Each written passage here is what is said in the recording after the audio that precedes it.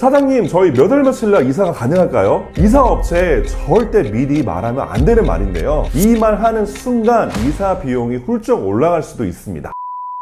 돈은 돈대로 쓰고 이사는 이사대로 엉망이고, 살면서 이런 경우 한 번씩은 있으셨을 텐데요. 그래서 오늘은 이사할 때 꼭 알아두면 좋은 필수 상식 3가지를 준비했습니다. 첫 번째, 이사 날짜. 언제 이사를 하느냐에 따라 이사 비용이 많게는 30% 이상 차이가 날 수 있기 때문에 이사 날짜를 미리 잘 정하셔야 됩니다. 보통 월말이나 봄, 가을철은 이사 성수기로 비용도 비싸고 예약도 어려운데요. 특히 이사에는 손 없는 날이라고 특별한 날이 있는데, 이런 날은 더 비쌀 수 있으니 이 부분 꼭 참고하시는 게 좋겠습니다. 그리고 이사 비용도 비용이지만 이런 날은 예약도 빨리 차는데요. 적어도 2-3개월 전, 최소 한 달 전에는 예약을 하시는 게 좋습니다. 이사 날짜가 가까워질수록 선택할 수 있는 좋은 업체들은 점점 줄어들게 되고, 또 날짜가 촉박할수록 업체 이사 비용도 많이 올라가기 때문입니다.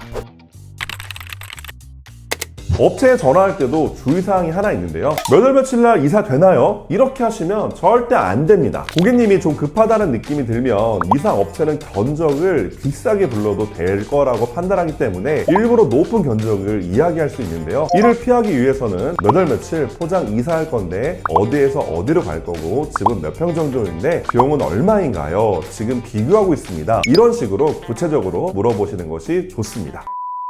두 번째, 이사 일원입니다. 이사 견적을 보면 인원에 따라서도 비용이 달라질 수 있는 걸 볼 수 있는데요. 인건비 줄이기 위해서 또는 집에 짐이 많이 없다는 이유로 사람을 빼는 경우도 있습니다. 진짜 짐이 없어서 줄이는 경우라면 괜찮지만 비용을 줄이기 위해서 인건비를 빼는 일은 추천드리지 않는데요. 이삿짐에 따라 필요한 만큼의 인원이 있는데 고객님의 요청으로 인원을 줄이면 그만큼 일하시는 분들이 힘들어지고 이사가 제대로 이루어지지 않을 수 있기 때문입니다. 짐이 많이 없는 원룸이나 소형 아파트의 경우 이사 비용을 절약하기 위해 반포장 이사를 많이 선택하시는데요. 고객님 입장에서는 가격이 합리적이라는 장점이 있지만 하루에 한 번만 작업할 수 있는 업종 특성상 이사 업체에서는 그만큼 손실이기 때문에 반포장 이사를 선호하지는 않는데요. 특히 이사 성수기인 봄, 가을철이나 손 없는 날 등에는 전문 인력이 아닌 비전문 인력으로 대체될 수 있기 때문에 짐이 많지도 적지도 않고 좀 어중간하다 또는 파손 위험이 있는 물건이 있는 편이라면 웬만하면 포장 이사 하시는 게 정신 건강에 이롭습니다.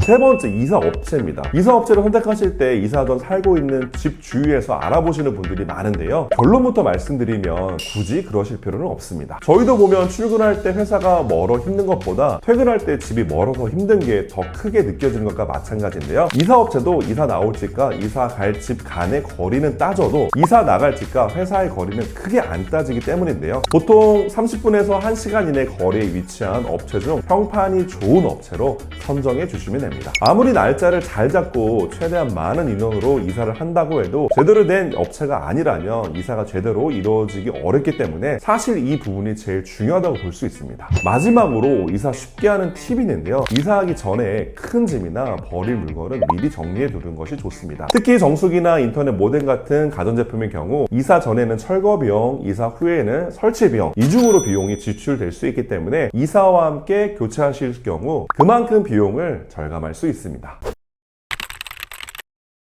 저희 렌탈 클리닉은 이사할 때 꼭 필요한 정수기 렌탈, 인터넷, TV를 설치 당일 현금 지원해 드리고 있는데요. 최대 77만 원의 지원 혜택을 드리고 있으니 문의사항 있으시면 언제든지 부담 없이 저희 렌탈 클리닉으로 연락주세요. 이상 대한민국 1등 렌탈 클리닉이었습니다. 감사합니다.